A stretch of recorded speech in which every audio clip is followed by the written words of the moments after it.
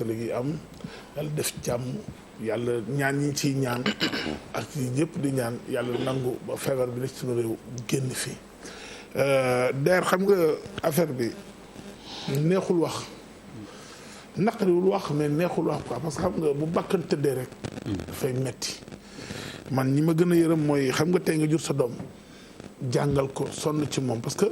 jàng dafa am prix jàng dafa am prix li nga xam ne yar ko ba mu màgg xale yi léegi ñu def loo xam ni yëguloo ko tinduloo ko dafa metti dafay metti ci parents yi li may mën a wax rek man li may ma lancer un appel à autres jeunes Sénégal yi mën nañ fooy lépp ba mu def drogue suñu réew dafa soxla jeunesse am dañu ci réew wax dafa soxla jeunesse am li ma la wax njuumte ñëpp a koy def man sax xaw ma ci nan laay mujj xaw ma ci nan laay mujj xaw ma daal daal loolu xaw ma ko waaye dinaa jéem ba yàlla suturaal mi dañaa aussi yàlla suturaal doomu aadama yëpp mais quand même situation bu metti la boo xam ni tey man gisuma parent wu xale bi génn àdduna mais xam nga tey kooku day dund ni rek mais dégg naa ay sax seen parents yi ñu ci bari sax tey seen parents yi lu bari dal na leen metti na quoi ci ñoom te maan di ñaanal yàlla may la xolu muñ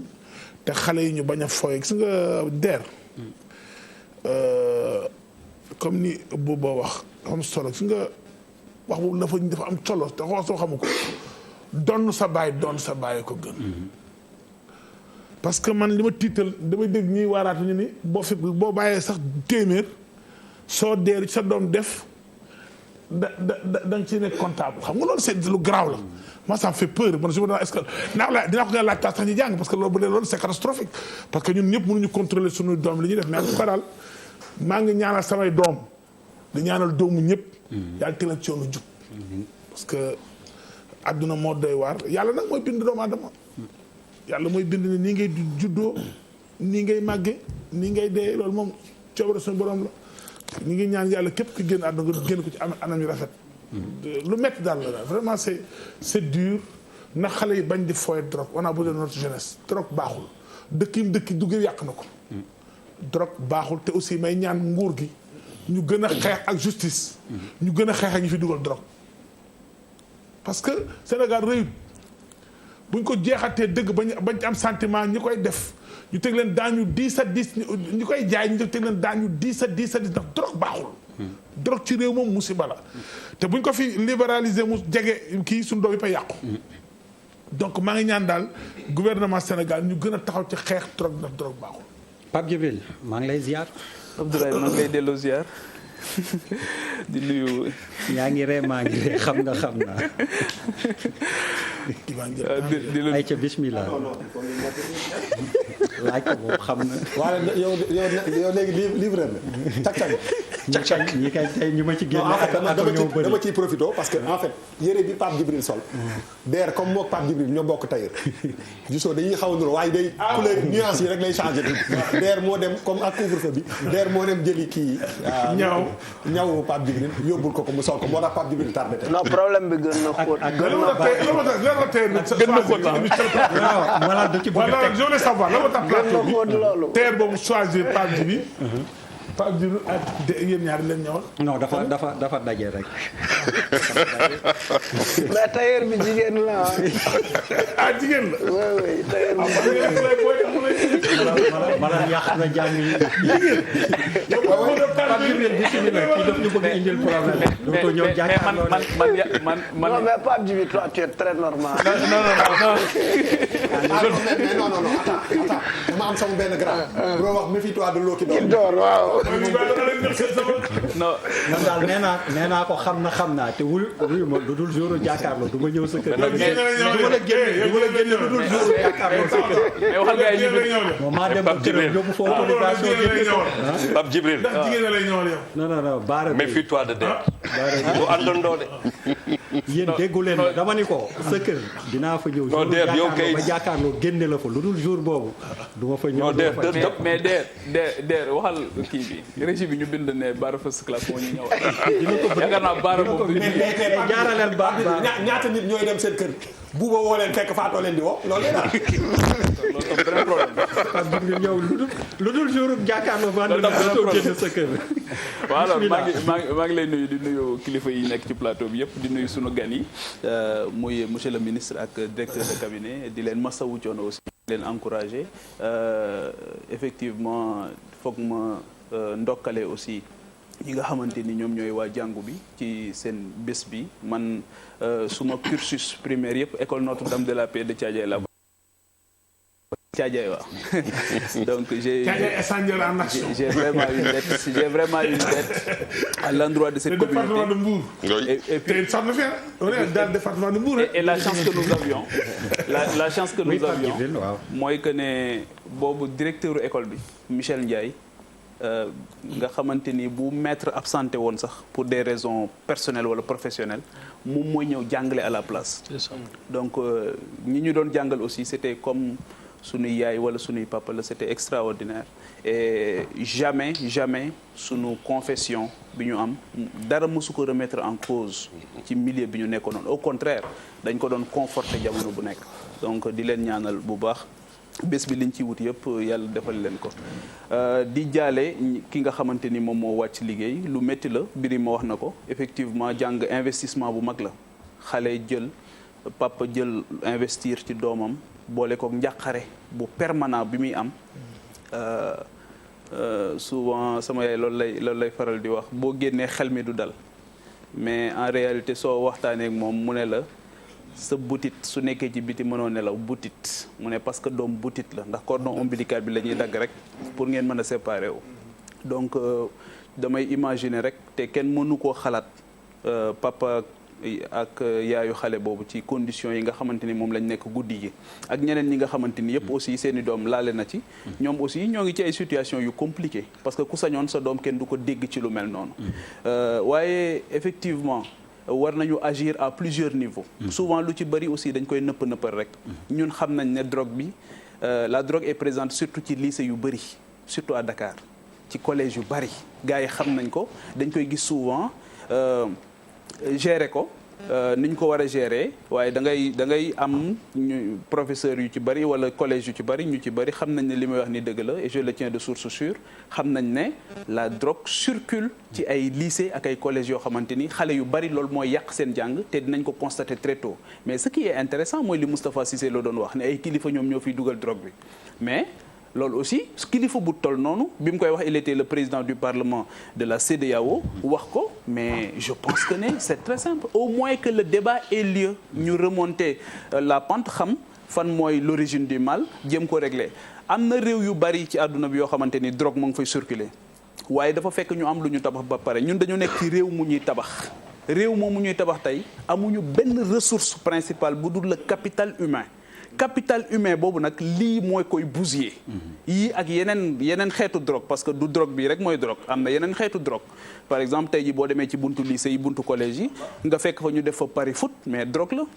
xale yu ndaw ñëw fa di jël seen life yëpp dugal ko ci loolu am na maa ngi gis sax suma benn xarit bu tudd Idrissa Fall Cissé nee na gis naa ay boy HLM yuy parier ne docteur Aloyse tey ñaata cas lay génne dañuy commencer di parier ci loolu ñaata négatif ñaata positif ñaata cas communautaire boo am tu te rends compte ah c'est extraordinaire donc loolu yëpp jeunesse la boo xamante ni qui est en quête de sens et que ñëpp acteurs yëpp ñoom ñoo ci war a góorgóorlu bu baax taxaw si xam ne loolu ay buntu la yoo xamante ni suñu ko tëjul aspiration bi ñu am par rapport ak émergence dañ koy dégg rek mais duñ ci mën a egg donc di ñaan aussi que justice dara bañ ko entraver mu dem jusqu'au bout de son travail. Charles Faye. waaw Der moi je m'incline pieusement dans la mémoire de notre fille di jaale ay mbokkam mais pour le reste je fais aucun commentaire. Alors docteur vous en tant qu'homme de l'art médecine nga nekk un fait de société bu mel nii da lay interpeller ñu tudd ci ay doomu kilifa yu bëri lan moo ci sa gis-gis. waaw man fi may axé sama intervention mooy surtout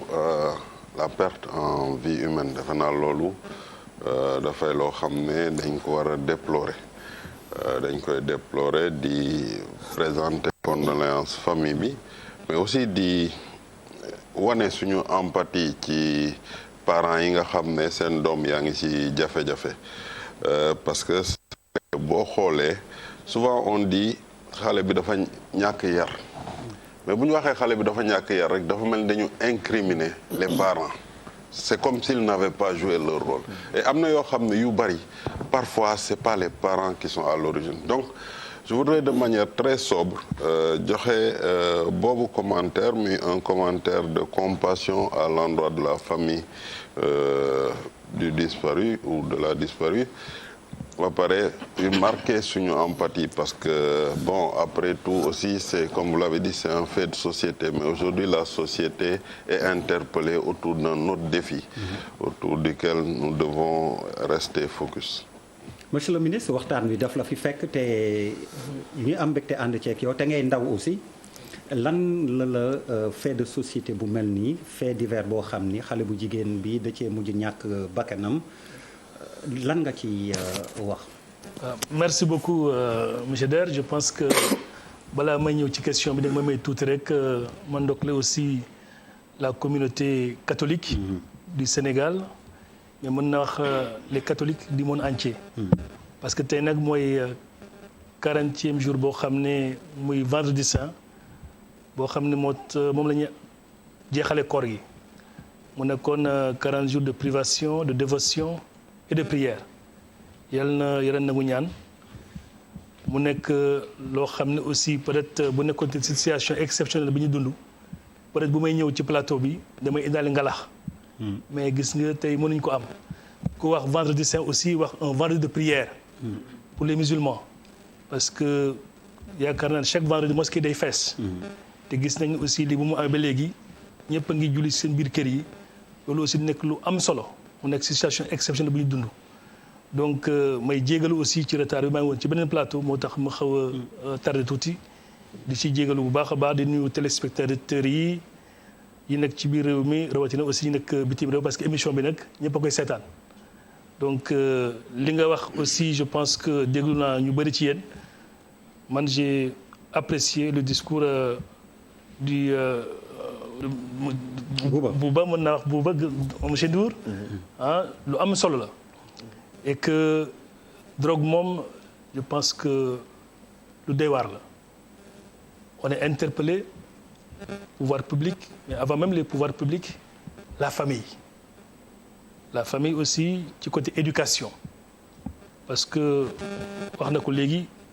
Sénégal dëkk bu tuuti la wala ci côté taille mais am na tour am na aussi ay doom yoo xam ne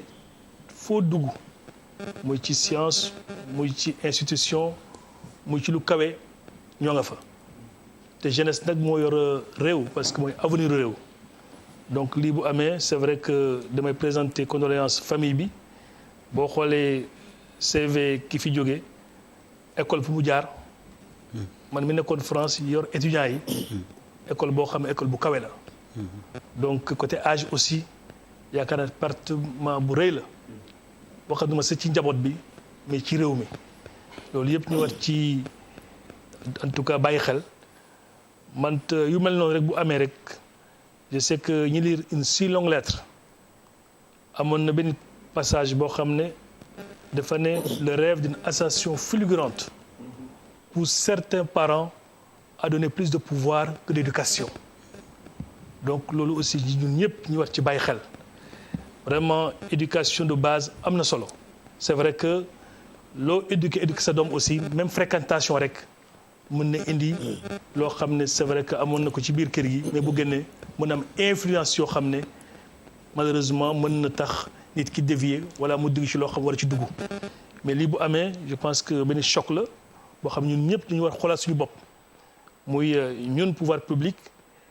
mooy yéen aussi ñu nekk homme de média muy société dans son ensemble lu métti la yal na ko yàlla xaale aljana te lu mel nii vraiment mu sori ñu bu baax a baax donc amoon na ay mesures yoo xam ne amoon na fi parce que gars yi demoon nañu ba corser